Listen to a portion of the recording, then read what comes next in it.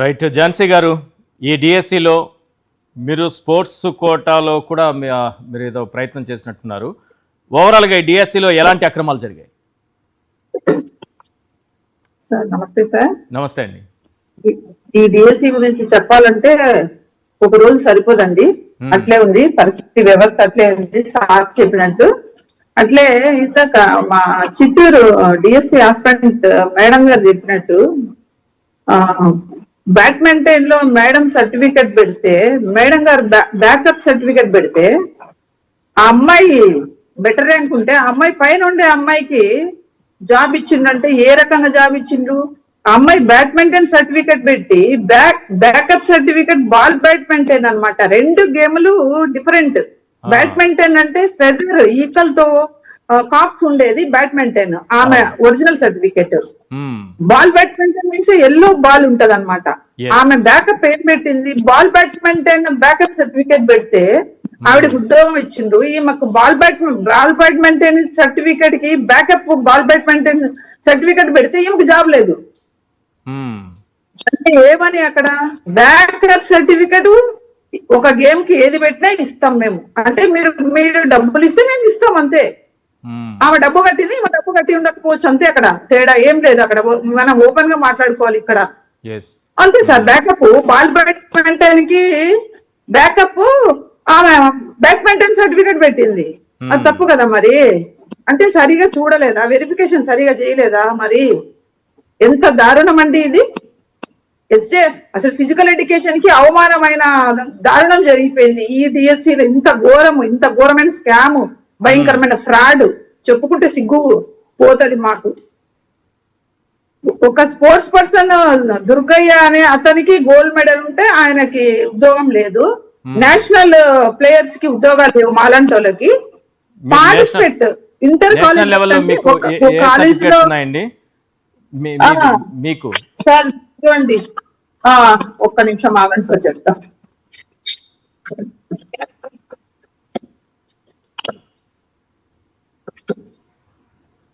ఇదిగోండి సార్, అసలు మా నెంబరే లేదులేండి. ఇదిగోండి నేషనల్ లో మెడల్ అన్నమాట. రెజ్లింగ్ నేషనల్ రెజ్లింగ్ ఉత్తరప్రదేశ్ లో గువన్వానా అనే జిల్లాలో ఆడడం జరిగింది. National wrestling. ఇంకేంటి ఇంత ఈ లెవెల్లో మేము నేషనల్ లెవెల్లో గేమ్ ఆడినా కూడా మాకు ఉద్యోగాలు లేవు. ఇంటర్ కాలేజ్ జట్ అంటే ఒక కాలేజీ పక్కన ఉండే కాలేజీ వాళ్ళు ఒక కాలేజీలో జరిపే ఆ టోర్నమెంట్ కు వాల్యూ ఉందన్నమాట. పార్టిసిపేషన్ కి వాల్యూ ఉంది. అదే జగన్ సార్ చెప్పినట్టు పార్టిసిపేషన్ ఊరికి ఆడతారు అంతే. వాళ్ళు విన్నర్స్ రన్నర్స్, వాళ్ళు గెలిచిన వాళ్ళు గెలవలేదు అనేది సెకండరీ. ఆడితే చాలు, టీమ్ లో ఉండి సంస్థలు కూడా సర్టిఫికెట్లు ఇచ్చేస్తాయి కదా. ఇప్పుడు సర్టిఫికెట్ ఎవరైనా తెచ్చుకోవచ్చు కదా. పార్టిసిపేషన్ అంటే ఈజీ కదా అది. అంతే కదా సార్. డబ్బులు ఇప్పుడు వీళ్ళందరూ జూడో, సాఫ్ట్ బాల్, వీళ్ళందరూ ఫ్రెంచ్ కొన్నోళ్ళే. మరి వీళ్ళందరూ కొన్నోళ్ళే సార్. మరి లేకపోతే 421 స్పోర్ట్స్ పర్సన్స్ ఒరిజినాలిటీ ఉంటే వాళ్ళు మరి మీడియా ముందుకు రావచ్చు కదా. మా ఒరిజినాలిటీ ఇదండి, మా బ్యాకప్ ఇదండి, మా నేషనల్ ఇదండి, మా స్టేట్ ఇదండి, ఇంటర్ డిస్ట్రిక్ట్ ఇదండి, డిస్ట్రిక్ట్ ఇదండి రావచ్చు. మీడియా ముందు పెట్టచ్చు కదా. మీడియా ముందుకు రావచ్చు కదా. మరి మేము ఇది ఆడినాం, మేము ఒరిజినల్ గా ఆ ఇయర్ ఆడినామని ఇయర్ చెప్పచ్చు కదండి. మరి ఇంత జరుగుతా ఉన్నా, ఇంత ఆంధ్రప్రదేశ్ లో ఇంత అన్యాయం జరిగిందని డిఎస్సి అభ్యర్థులు రోడ్డుకి ఎక్కి ఇబ్బంది పడి బాధపడతా ఉంటే, ఒక్కొక్కరు ఫ్యామిలీలో చదివి ఇబ్బందులు పడి ఆర్థికంగా మానసికంగా ఇబ్బంది పడి అల్లాడుతా ఉంటే ఒక్క టీడీపీ నాయకుడు గాని, లీడర్ చంద్రబాబు గారు గాని, లోకేష్ గారు గాని ఆ మీడియా ముందుకు వచ్చి ఇది జరిగిందండి, ఇది జరిగింది, మేము ఒరిజినల్ గా పారదర్శకంగా చేసినాము, డిఎస్సిని ఇక్కడ లేనంత పారదర్శకంగా నిర్వహించినాము, మీరు మాకు పేరు పెట్టద్దు, మీరు మమ్మల్ని అనాల్సిన అవసరం లేదని మీడియా ముందుకు వచ్చి సభాముఖంగా చెప్పాలి కదా సార్. మరి మీ పారదర్శకత నిరూపించుకోవాలి కదండి. సరే, లోకేష్ గారి అపాయింట్మెంట్ అయితే దొరకకపోవచ్చు. స్థానికంగా ఉండేటటువంటి టీడీపీ నాయకులు వీళ్ళు ఏమన్నా కలిస్తే ఏమన్నా ప్రయోజనం ఉంటుంది అనుకుంటారా? ఈ లెక్కన గల్లీలో ఆడుకున్నా కూడా డబ్బులు ఇస్తే మాకు పోస్ట్ ఇస్తారా? మాకు తెలియదు కదా ఆ విషయాలు. గల్లీలో ఆడుకున్నా కూడా ఊరికే సర్టిఫికెట్ తెచ్చుకుని ఇస్తారని తెలియదు కదా. మరి బ్యాకప్ సర్టిఫికెట్ బాల్ బ్యాడ్మింటన్ తేడా తెలియకుండానే మేడం గారు పెట్టిన సర్టిఫికెట్ ఉద్యోగం రాలేదు. బ్యాడ్మింటన్ కి బాల్ బ్యాడ్మింటన్ సర్టిఫికేట్ పెడితే బ్యాకప్ కు ఉద్యోగం ఇచ్చిండు. అంటే అక్కడ ఎంత గుడ్డిగా వ్యవస్థ నడిచిపోయిందో చూడండి, ఎంత గుడ్డిగా వెరిఫికేషన్ చేసి అంటే పైసలు ఇస్తే ఉద్యోగం ఇచ్చిండు. ఆడ క్లియర్ గా అర్థమవుతుంది మనకు, దాంట్లో చెప్పుకోవాల్సినంత అవసరం లేదు. ఏమంటున్నానంటే ఇప్పుడు లోకేష్ గారి అపాయింట్మెంట్ అయితే దొరకపోవచ్చు, స్థానికంగా ఉన్నటువంటి మంత్రులు ఎమ్మెల్యేల అపాయింట్మెంట్ అయినా దొరుకుతుంది కదా, వాళ్ళకి చెప్పుకుంటే ఏమైనా న్యాయం జరుగుతుంది అనుకుంటున్నారా? అసలు మొత్తం సారే కదా సార్ నడిపేది, కథ నడిపేది సార్ అయితే వాళ్ళకి చెప్పినా ఒకటే చెప్పకున్నా ఒకటే. ఏం చేస్తారు సార్ వాళ్ళంతా? ముందు వాళ్ళకు ఉందా అక్కడికి వెళ్ళి మాట్లాడేంత సీన్ లేదు కదా అక్కడ. లోకేష్ గారిని అడిగే దొమ్ము ధైర్యం ఎదుర్కొంది సార్? చెప్పండి మరి ఇంత రాష్ట్రంలో నేను ఒక క్వశ్చన్ అడుగుతా డైరెక్ట్ గా గవర్నమెంట్ చెప్పాలి మరి. ఇంత అన్యాయం జరిగిందని రోడ్డుకెక్కి రచ్చ చేసి బాధపడి వాళ్ళు కలెక్టర్ చుట్టూ మాట్లాడి వాళ్ళు ఇబ్బందులు పడతా ఉంటే కనీసం ఒక ఎమ్మెల్యే గాని ఒక ఎంపీ గాని తర్వాత లోకేష్ గారు గాని చంద్రబాబు గారు గాని మీడియా ముందుకు వచ్చి ఇది ఎందుకు జరిగింది, మేము పారదర్శకంగా చేసినాం కదా అని వచ్చి వాళ్ళు సభాముఖంగా మీడియా ముఖంగా చెప్పాలి కదా, వివరించాలి కదా. రావడం లేదు అంటే తప్పుకొని తిరుగుతున్నారు అంటే మీరు పక్కా స్కామ్ చేసిండ్రు. మీరు ఫ్రాడ్ జరిగింది కాబట్టి ఎవరికి ఇచ్చుకున్నారో ఆ లిస్ట్ బయట పెట్టడం లేదు. మీరు పెట్టిన ఎక్కడ డిఎస్సి మొదలు పెట్టినప్పటి నుంచి కాల్ లెటర్స్ దగ్గర నుంచి సెలక్షన్ లిస్ట్ వరకు అర్ధరాత్రి 1 గంటకు ఇచ్చిండ్రు. మరి ఎందుకు ఇచ్చిండ్రు అర్ధరాత్రి 1 గంటకు? తెల్లవారితే ఇవ్వచ్చు కదండి. ప్రతి కాల్ లెటర్ కానించి తర్వాత సెలక్షన్ లిస్ట్ వరకు అర్ధరాత్రి పూట ఎందుకు పెట్టాలి సార్? మరి డే టైమ్ లో పెట్టచ్చు కదా, 9 గంటలకు పెట్టచ్చు కదా, సాయంత్రం 5 వరకు చూసుకుంటాం కదా.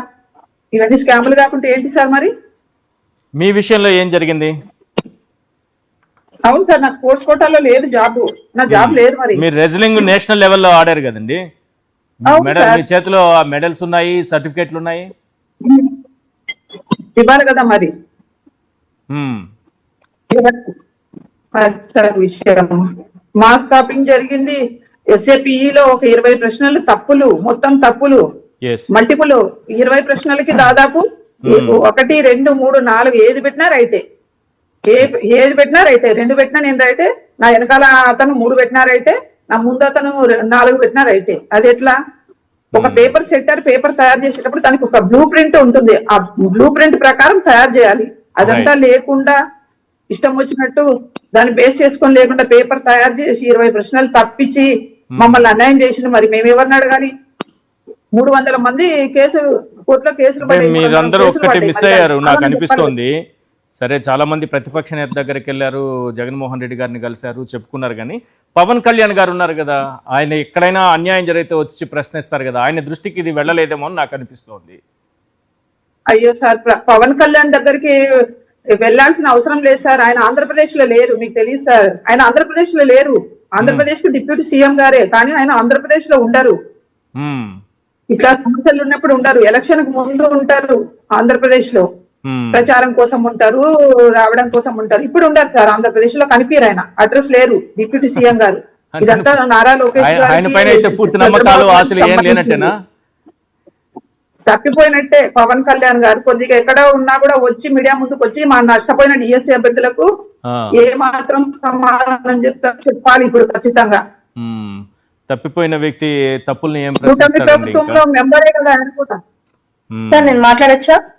ఎస్ మేడం, లవకుమారి గారితో మాట్లాడే ముందు, లవకుమారి గారు మీ దగ్గరికి వస్తున్నాను.